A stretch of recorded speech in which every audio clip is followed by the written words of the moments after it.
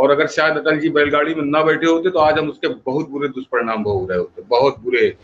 Petrol के ही दामों को लेके इस देश की प्रधानमंत्री जो उस समय थी इंदिरा गांधी, वो तांगे पे बैठ के गई थी पार्लियामेंट। ये नहीं बता रहे राहुल गांधी, ये नहीं बता रहे। याद करिए सन 76-77 से पहले इस देश में पेट्रोल पंप होते थे बर्मा शेल के, काल्टेक्स के और एसओ के। ये तो अटल जी का विरोध ये था कि तुम तो ऑलरेडी पहले 800-900% हमसे ज्यादा ले रहे हो, तो ये बढ़ क्यों रहा है, कच्चे तेल के दाम क्यों बढ़ रहे हैं। नमस्कार, कैसे हैं आप?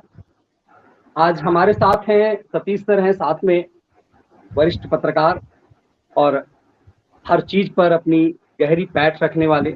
चूंकि हम लोग इस विषय पे इसलिए उतरे कि सदन लगातार नहीं चल पा रहा है और राहुल गांधी ट्रैक्टर से आकर के स्वयं धमाल मचाने का एक भ्रम जाल फैला रहे हैं। विपक्ष की आज एक बैठक भी हुई, इसे इस रूप में भी माना जाए जैसे हम लोग लगातार चर्चा कर रहे हैं कि ममता बनर्जी जब से दिल्ली आई हैं, राहुल गांधी को लेकर के सोनिया बेचैन है।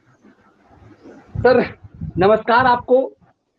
नमस्कार, आपके दर्शकों को भी नमस्कार। सर, राहुल गांधी ट्रैक्टर से कल संसद भवन को मार्च करके निकले तो उसकी तुलना वो अटल जी के उस चीज से करने लगे कि जब वो बैलगाड़ी से संसद भवन के लिए आए थे। और लगातार ये विमर्श हो रहा है, कांग्रेस से कह रही कि उस समय महंगाई थोड़ी सी हुई तो अटल जी बैलगाड़ी से आ गए थे। और कहा जाता है कि अटल जी का जो वो स्टाइल था, जिस तरह से अटल जी ने ये एक स्टैंड लिया था, उसके बाद से इंदिरा सरकार हिल गई थी। आज राहुल गांधी ट्रैक्टर से सोच रहे हैं कि उसी चीज की काट निकालें। इस पूरे परिप्रेक्ष्य को कैसे देखा जाए सर? मनीष जी, राहुल गांधी ने तो अभी बाद में शुरू की है नौटंकी, कल परसों ट्रैक्टर पे गए। ये शुरू हुआ 7-8 दिन पहले, शशि थरूर ने ट्वीट किया और उसके बाद जो आपका लुटियन मीडिया है वो भी बिल्कुल कांग्रेस की धुन में नाचने गाने लगा कि अटल जी भी तो गए थे और तब केवल 7 पैसे पेट्रोल पे दाम बढ़े थे। ये सत्य है, ये अटल जी केवल 7 पैसे पेट्रोल के दाम बढ़ गए थे तो अटल जी बैलगाड़ी पे चले गए तो आज तो इतना महंगा हो गया पेट्रोल। लेकिन ये आधा सच बता रहे हैं और आधा क्या, ये सच बता ही नहीं रहे हैं। ये जो मीडिया है और शशि थरूर, कांग्रेसियों को तो छोड़ दीजिए, कांग्रेस तो अपना सिगुफा करती है, खासकर जो मीडिया उसके साथ गाने लगा। मनीष जी, वो ऐतिहासिक क्षण था अटल जी का बैलगाड़ी में बैठना, और अगर शायद अटल जी बैलगाड़ी में ना बैठे होते तो आज हम उसके बहुत बुरे दुष्परिणाम भोग रहे होते, बहुत बुरे। अब बताता हूँ आपको कहानी क्या थी। और अटल जी 12 नवंबर सन 73 को बैलगाड़ी में बैठ के संसद में क्यों गए थे? उससे पहले संसद में उन्होंने बहुत धुआंधार भाषण भी दिए थे। मगर मनीष जी, पहली चीज ये नहीं बता रहे कि अटल जी 12 नवंबर 1973 को बैलगाड़ी पे बैठ के पार्लियामेंट गए थे, लेकिन उससे ठीक एक हफ्ता पहले पेट्रोल के ही दामों को लेके इस देश की प्रधानमंत्री जो उस समय थी इंदिरा गांधी, वो तांगे पे बैठ के गई थी पार्लियामेंट। ये नहीं बता रहे राहुल गांधी, ये नहीं बता रहे कि मेरी दादी जो उस समय प्रधानमंत्री थी वो तांगे पे बैठ के गई थी। उसके जवाब में अटल जी बैठ गए थे बैलगाड़ी। क्यों गए थे ये लोग? मनीष जी, इसकी बड़ी ऐतिहासिक पृष्ठभूमि है। सन 73 में इजराइल के ऊपर मिस्र और सीरिया, इन्होंने अटैक किया, और जब अटैक किया तो अरब कंट्री के साथ ही थे। तो इजराइल को हथियारों की जो सप्लाई थी वो अमेरिका और रूस कर रहे थे। तो उस समय, जिसको हम ओपेक कहते हैं, तब ये ओपेईसी था करके था, वो organisation of Arab petroleum energy corporation, इस तरह से था कुछ, मैं ठीक से उसका फुल फॉर्म नहीं याद मुझे।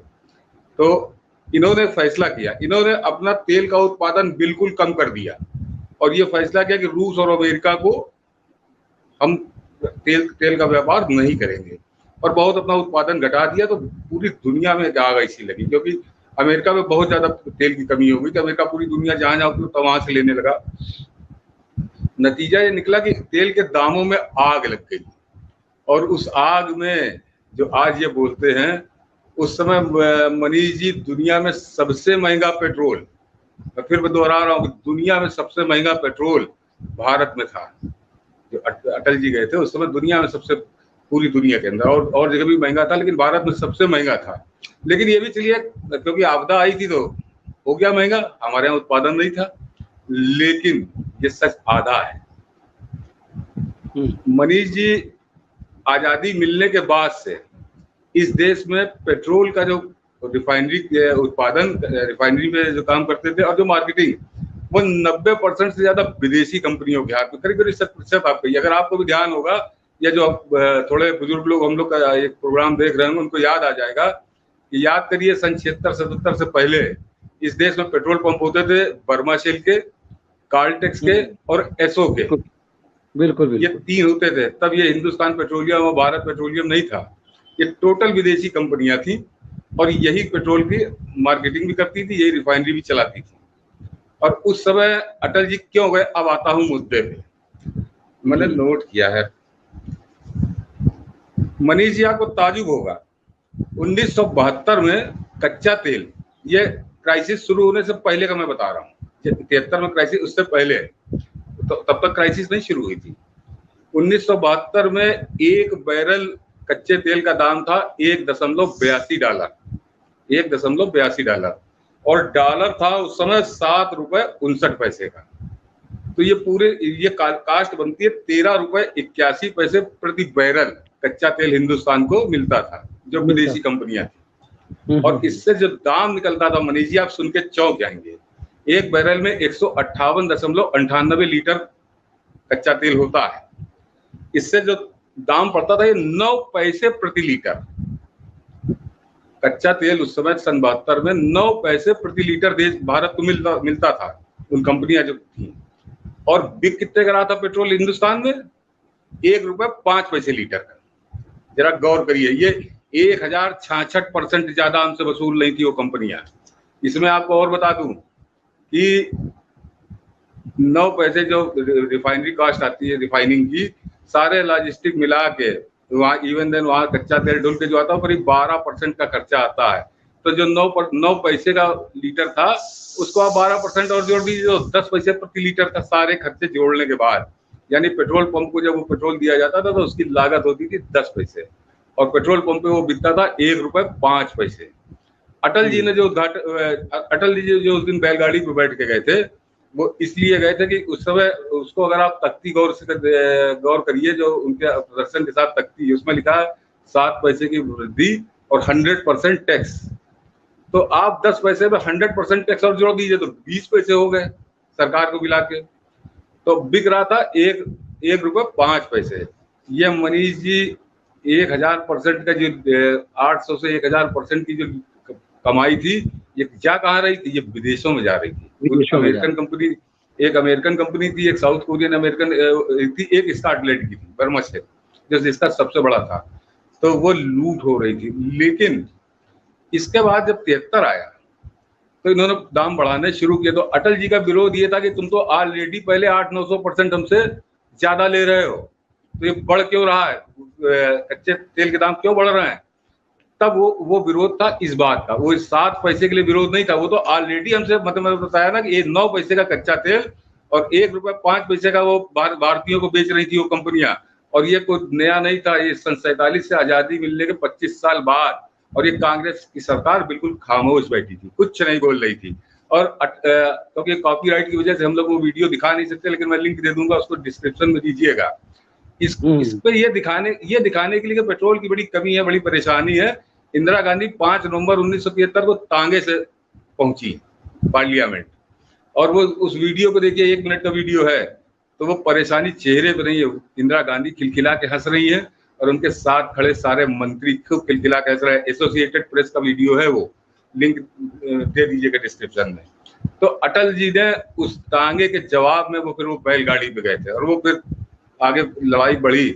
और जो सबसे खास बात थी मनीष जी कि जब इंदिरा गांधी तांगे पे गई तो देश के बहुत प्रख्यात कार्टूनिस्ट थे, उनका नाम था अबू अब्राहम, इंडियन एक्सप्रेस में छापते थे। तो उन्होंने कार्टून छापा था इंदिरा गांधी के बारे में, कि उनके जो बहुत सबसे खास मुंह लगे करीबी डीपी धर हुआ करते थे, वो योजना आयोग के उपाध्यक्ष थे। तो जब इंदिरा गांधी तांगे पे गई तो अबू अब्राहम ने दूसरे दिन इंडियन एक्सप्रेस में कार्टून छापा कि एक तांगा है जिसको डीपी धर खींच रहे हैं और घोड़ा बड़े आराम से उस तांगे पे बैठा हुआ है। वो उनका व्यंग्य था कि कुप्रबंधन है, ये जो दाम बढ़े हैं ये कुप्रबंधन के कारण बढ़े हैं, क्योंकि वो तो ऑलरेडी 1000% हमसे फायदा ले रहे थे। लेकिन जब 73 में भी मनीष जी स्थिति ये थी कि कच्चा तेल था $2.70 प्रति बैरल, यानी करीब होता था 13 रुपए 81 प्रति बैरल, और ये उसकी लागत आती थी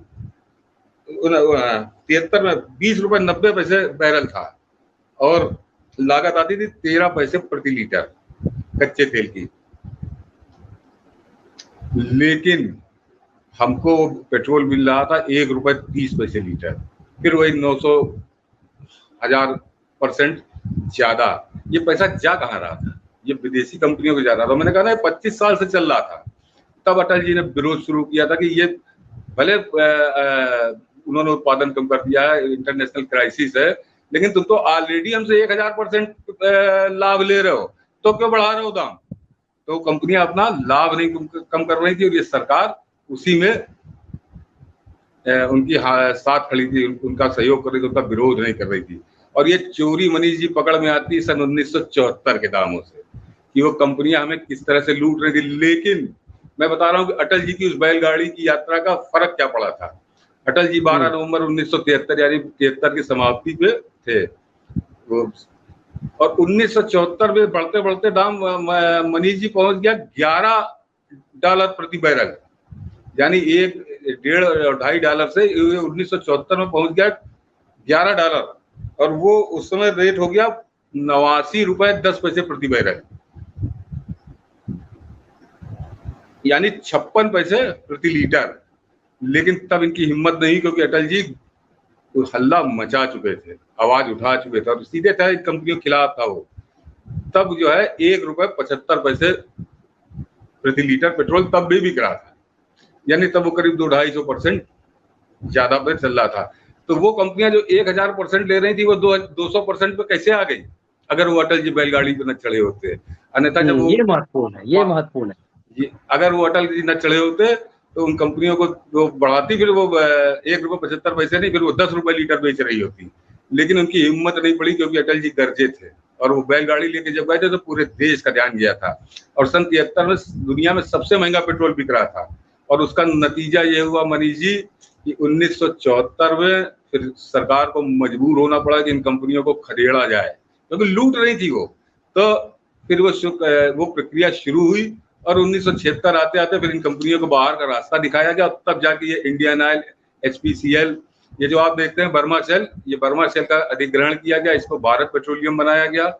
और एसो और कॉल्टेक्स जो थी वो हिंदुस्तान पेट्रोलियम बना, जिसको हम HP के नाम से आज जानते हैं।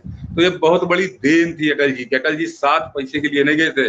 अटल जी उस विदेशी लूट के लिए जो 25 साल से 1000%, मतलब कल्पना करिए, आज अभी बताता हूँ, अभी आज की स्थिति से कि 1000% वो विदेशी कंपनियां लाभ हम लोगों से ले रही थी, लूट रही थी, और 25 साल से लूट रही थी।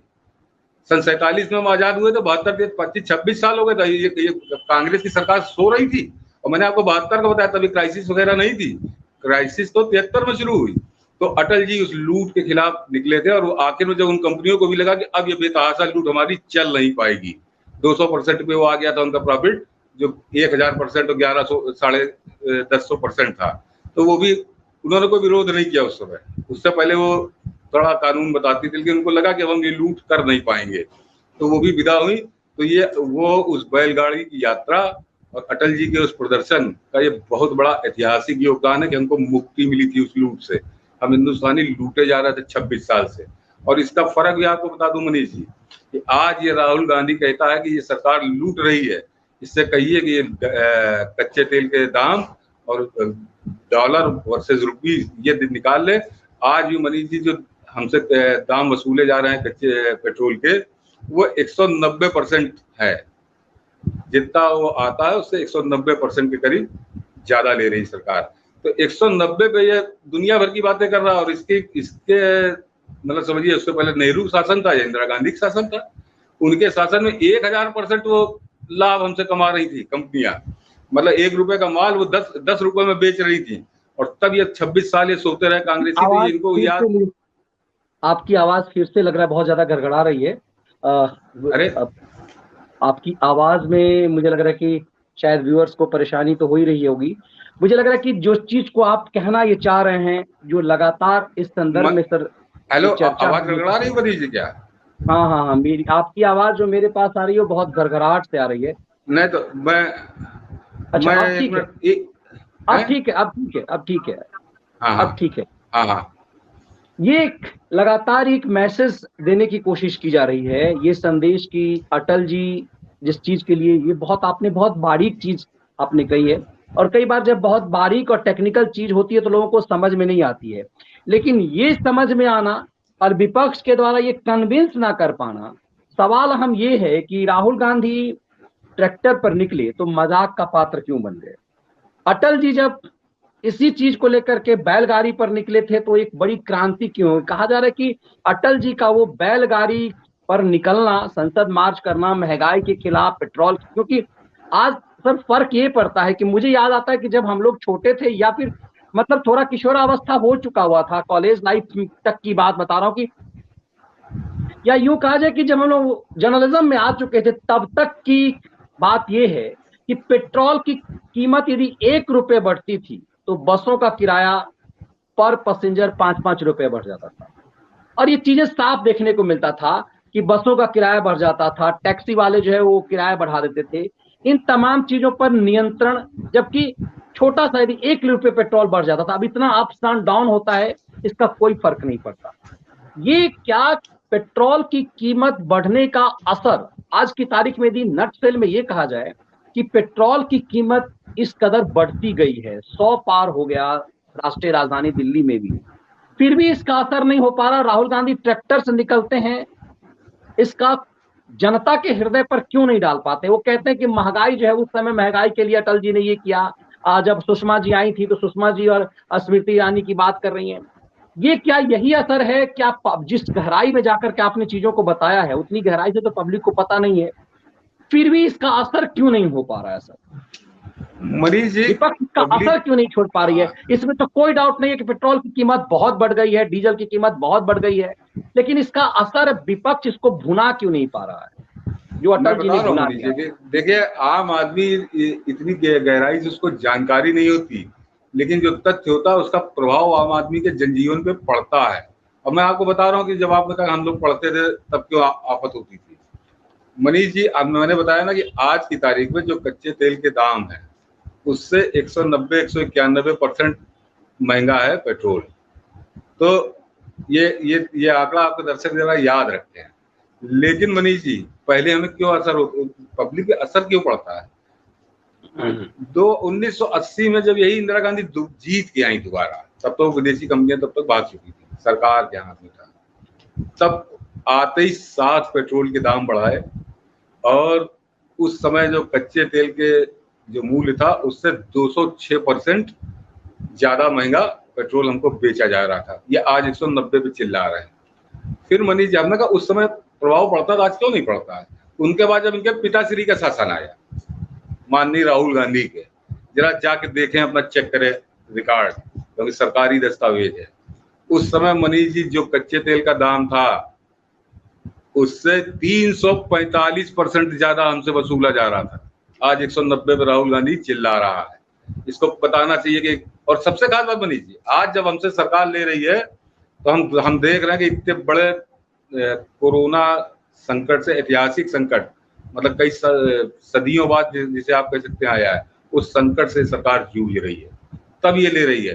1980 में तो 3/4 बहुमत से इंदिरा गांधी वापस आई थी, सब कुछ हरा हरा था, तब वो 206% ले रही थी। और अपने पिताजी का तो बताते हैं कि कहीं नहीं क्या, तो वो 89 में जिस समय वो विदा हुए हैं उससे 6 महीना पहले मार्च 1989 में वो 345% महंगा कच्चे तेल की दाम मुकाबले 345% महंगा तेल हिंदुस्तान को, जनता को दे रहे थे। तो ये लूट हो रही थी, क्योंकि उस समय कोई ऐसा कारण नहीं था जिसकी वजह से इतना ज्यादा मुनाफा सरकार वसूले।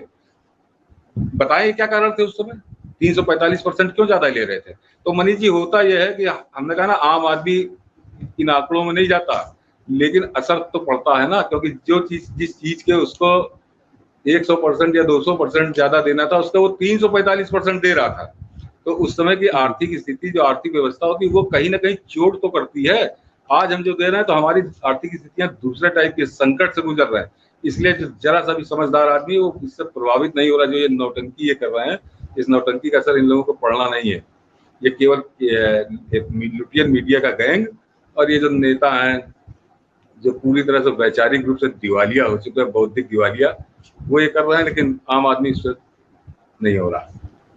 सर विपक्ष जो है, अभी बहुत सारे लोग लिख रहे हैं कि विपक्ष की इस एकजुटता को लेकर के भी लुटियन मीडिया ये चला रहा है कि एकजुट विपक्ष। आज एक सुबह सुबह ही कांग्रेस पार्टी की तरफ से एक इस फोटो जारी किया गया कांग्रेस पत्रकारों की जो व्हाट्सएप ग्रुप है उस पे, कि कैसे राहुल गांधी ने मीटिंग ली है और उसमें जो यूपीए के जितने घटक दल हैं, चाहे वो डीएम के हों, अब शिवसेना भी मान लीजिए, शिवसेना है, ये सब के सब बैठे हुए हैं वहां पर। संजय राउत हैं, उसमें एक फोटो जारी किया गया है, उसमें एनसीपी के नेता हैं।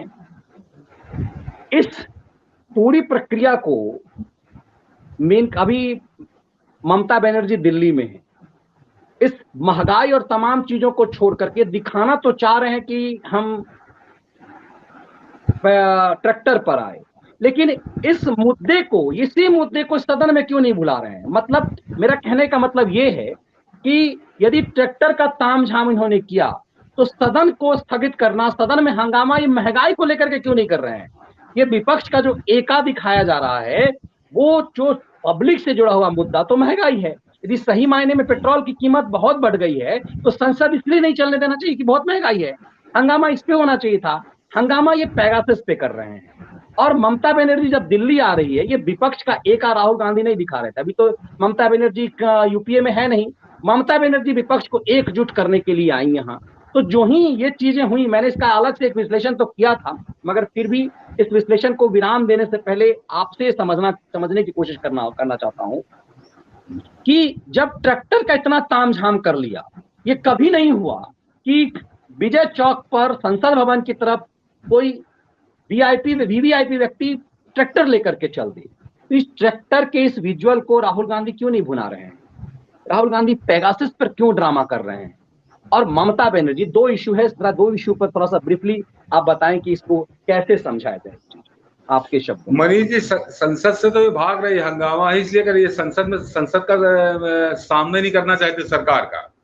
अन्यथा ये 2 दिन संसद अगर शांति से बहस कर लें तो ये बिल्कुल निर्वस्त्र हो जाएंगे, बेनकाब हो जाएंगे। बताता हूँ मनीष जी, ये सरकार तो कह रही कि आओ चर्चा करो, सरकार ये कह रही कि आओ चर्चा करो, ये चर्चा नहीं कर रहे, हंगामा कर रहे हैं, हुड़दंग कर रहे हैं और ये याद दिला रहे हैं बैठ के। और मुझे बड़ी कोफ्त होती है, गुस्सा भी आता है कि जब वो न्यूज चैनलों पे बैठ के कहते कि भाजपा भी तो संसद ठप करती थी, उसने भी तो 2G पे संसद ठप की थी, कोयला घोटाले भी की थी, CWG पे की थी, एक महीने नहीं चलने दी थी, महंगाई पे की थी 2011 में।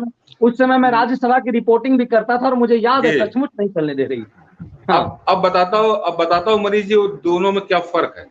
बिल्कुल बिल्कुल, चाहे CWG घोटाला हो, चाहे 2G घोटाला हो और चाहे कोयला घोटाला हो, भाजपा संसद इसलिए ठप कर रही थी, वो कह रही थी कि चर्चा करो, बहस करो, और सरकार कह रही थी कि हम बहस नहीं करेंगे, हम चर्चा नहीं करेंगे। यहाँ खेल उल्टा है, यहाँ खेल उल्टा है। सरकार कह रही चर्चा करो, ये कह रहे नहीं हम चर्चा नहीं करेंगे, हुड़दंग करेंगे।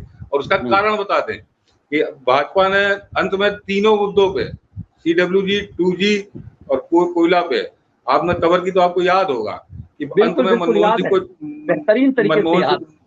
मनमोहन सिंह को झुकना पड़ा था, चर्चा हुई थी।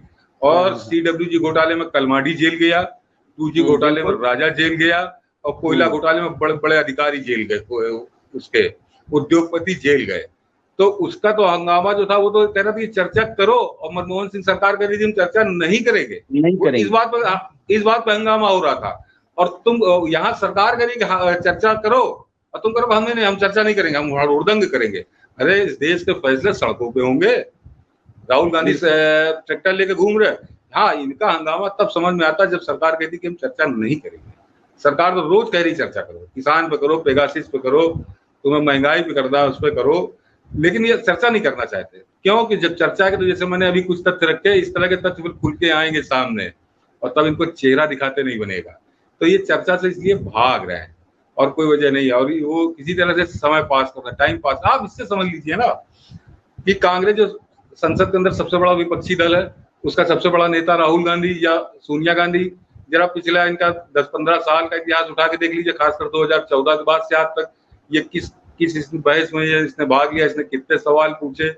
तो इनको बहस करनी नहीं, ये तमाशा, सिगुफा, हथकंडा जो कह लीजिए उसको, ये टोने टुटका कर रहे हैं कि इस तरह से कर लो, उस तरह से कर लो, इससे काम नहीं चलेगा।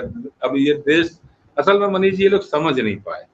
जो बड़ा परिवर्तन पिछले 8-10 साल के अंदर हुआ वो ये था, ये सोशल मीडिया आने के बाद से हर आदमी के पास सूचना का स्रोत है, वो चीजों को जानता है, समझता है। उससे पहले जो सिगुफा करते थे वो चल जाता था, तो अब ये जब भी कोई हथकंडा करते हैं तो जनता उसको जान जाती है कि नाटक कर रहे हैं इसमें कोई। और मनीष जी महंगाई की बात कि ये भी याद दिलाते हैं कि महंगाई में भी भाजपा ने संसद नहीं चलने दी थी, तो बता रहा हूँ क्यों नहीं चलने दी।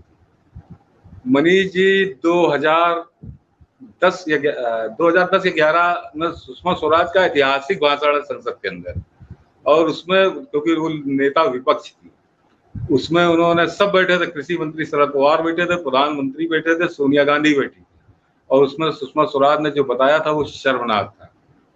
उन्होंने कहा था एक ही दिन, सेम डे, भारत सरकार ने 13 रुपए किलो के हिसाब से चीनी विदेशों में बेची, और उसी दिन सेम डे 33 रुपए किलो के हिसाब से चीनी विदेशों से खरीदी। तो उन्होंने कहा कि अगर हमारे पास एक्सेस थी, हम 13 रुपए किलो बेचे, फिर हम 33 रुपए किलो खरीद क्यों रहे थे? और अगर हमारे यहाँ इतनी कमी थी कि 33 रुपए किलो खरीदनी पड़ रही थी, फिर हम 13 रुपए किलो बेच क्यों रहे थे? Manish ji, pin drop silence था, ना शरद पवार को जवाब सूझा था, ना मनमोहन सिंह को जवाब सूझा था, सोनिया गांधी तो खैर बोलती नहीं है। तो वो सुषमा स्वराज ने अपने जब 1 महीने के हंगामे के बाद चर्चा के लिए तैयार हुए थे, तो सुषमा स्वराज ने अपने भाषण से सिद्ध कर दिया था कि तुम चोरी कर रहे हो, ये सरकार चोर है, और इसीलिए वो हंगामा कर रहे थे। ये क्यों नहीं, इनके पास कोई तथ्य है तो सरकार तो कह रही क्या चर्चा करो, सरकार तो मना नहीं कर रही, ये भाग रहे क्योंकि इनके पास ऐसा कोई तथ्य नहीं है, इनके पास ऐसा कोई तथ्य नहीं। मनीष जी 2010 में आटा 20 रुपए किलो बिक रहा था, शक्कर चीनी 40-42 रुपए किलो बिक रही थी, आज भी 40 रुपए किलो है, आज भी 40 ही रुपए है, 40 का भी कहीं 38 है, कहीं 39 है। तो ये 2010 में शक्कर को 40 रुपए किलो बेच रहे हो, ये महंगाई का रोना रो रहे हैं। जरा गौर करिए, आपके दर्शकों को गूगल पर देख लेंगे कि उस समय गन्ने का एमएसपी क्या था और आज गन्ने का एमएसपी क्या है। लेकिन ये सरकार आज भी 37-38 या 40 कहीं बहुत ज्यादा है, तो और ये 2010 में 40 रुपए किलो बेच रहे थे। ये आटा 2010 में 20 रुपए किलो बेच रहे थे, आज भी 27-28 रुपए किलो है। तो अपने इसीलिए इसका इम्पैक्ट नहीं पड़ता है, यही हम लोग समझने की कोशिश कर रहे हैं। इसीलिए इसका इम्पैक्ट नहीं पड़ता है कि आप भले ही आप चले जाएं, और इसीलिए हमने सर समझने की कोशिश की कि यदि आप ट्रैक्टर से संसद जा रहे हैं, इतना बड़ा, कहते हैं ना कि हम पत्रकारिता की पहली क्लास में पढ़ाई जाती है कि एक विजुअल, एक तस्वीर जो है वो 1000 शब्द के बराबर होता है। तो राहुल गांधी ने जो ये ट्रैक्टर पर अपनी तस्वीर खिंचवाई, कायदे से सदन के अंदर महंगाई पर, एक विपक्ष की जिम्मेवारी यही है कि विपक्ष संसद के अंदर महंगाई के मुद्दे पर उठाए और पब्लिक को महंगाई से मुक्ति दिलाए। तो इस विपक्ष की जिम्मेदारी थी कि यदि राहुल गांधी ट्रैक्टर पर निकले हैं तो महंगाई के खिलाफ, और यही को कह रहे हैं कि हाँ बैलगाड़ी से अटल जी निकले थे तो हम भी ट्रैक्टर से निकले थे, इस मुद्दे को वो उन्होंने महंगाई का मुद्दा सदन में क्यों नहीं उठाया, यही हम था। आपने बहुत बारीकी से तमाम चीजों को रखा। कुछ और कहना चाह रहे हैं शायद आप? हमारी में चलते चलते कहते इम्पैक्ट क्यों नहीं पड़ा? इम्पैक्ट पड़ता है। जैसे कोई फिल्म देखने जब आदमी जाते हैं, पब्लिक बड़ी हिट हो जाती है, तो कैमरे डांसर कोई होती है तो कहते बड़ा गजब का डांस किया, बहुत बढ़िया डांस किया, जिनको पसंद आता है। लेकिन तो बाहर आके कैमरे डांस करने नहीं लगते हैं, समझ रहे हैं आप? तो वैसे ही इनका एक आइटम, ये आइटम डांस करता है Rahul Gandhi, item boy type हो गए। हाँ, आइटम बॉय हो गया है वही। हमने कहा आइटम गर्ल के जो डांस होते हैं लोग पसंद बहुत करते हैं, लेकिन खुद नहीं नाचने लगते हैं। वैसे राहुल गांधी भारतीय राजनीति का आइटम बॉय है। इनको लोग देखते हैं, 2 दिन मौज लेते हैं, उसके बाद वो अपने काम में लग जाते हैं। ये आदमी इम्पैक्ट नहीं छोड़ पा रहा, क्योंकि हमने कहा था जैसे सुषमा जी ने तथ्य प्रस्तुत किए थे, ये तथ्य क्यों ला के रखे? सरकार को जवाब देना मुश्किल होगा अगर ऐसे कोई तथ्य है तो, लेकिन इनके पास तो है ही नहीं। और सही मायने में तो यही कहा जाता है कि सरकार जो है विपक्ष चलाती है, विपक्ष का डर, विपक्ष का प्रेशर, विपक्ष में इतना नैतिक बल होना चाहिए। और सवाल ये है कि अटल जी वाला नैतिक बल राहुल गांधी लाएंगे कहाँ से, अपनी पार्टी के लिए लाएंगे कहाँ से? मूल समस्या ये है। आपने सर बहुत बारीकी तरीके से बहुत गहरी बात कही है। आमतौर पे इतनी गहरी बात लोगों को समझ में नहीं आती है, लेकिन समझ में ये आती है, आमजन ऐसे समझता है कि यदि महंगाई, पेट्रोल यदि 100 पार गया तो सामान्य जनजीवन में उसका वो असर क्यों नहीं आता जो हमें 90 के दशक में, 2000 के दशक में इस 2G और 4 में कोयले के दौर में ये लगता था। क्यों पब्लिक एक आवाज पे लाल किला के पास या फिर रामलीला मैदान में इस तरह से जुट जाती थी, और क्यों इस तरह का आइटम बॉय वाला एक्शन करने के बाद भी राहुल गांधी भीड़ नहीं जुटा पाते हैं। बहुत बहुत धन्यवाद सर, बहुत आभार आपका गहराई से इस बारीक विश्लेषण के लिए, बहुत बहुत धन्यवाद। सतीश जी ने पूरे फैक्ट के साथ चीजों को समझाया बहुत गहराई से, और अंत में उन्होंने जिस जुमले का इस्तेमाल किया वो रोचक भी था। ये एक अहम है विपक्ष के लिए, ये समझना जरूरी है कि क्यों विपक्ष जिस महंगाई की, कौन नहीं चाहता कि चीजें सस्ती हो जाए। यदि विपक्ष महंगाई का मुद्दा बनाती है तो उसका असर क्यों नहीं हो पाता।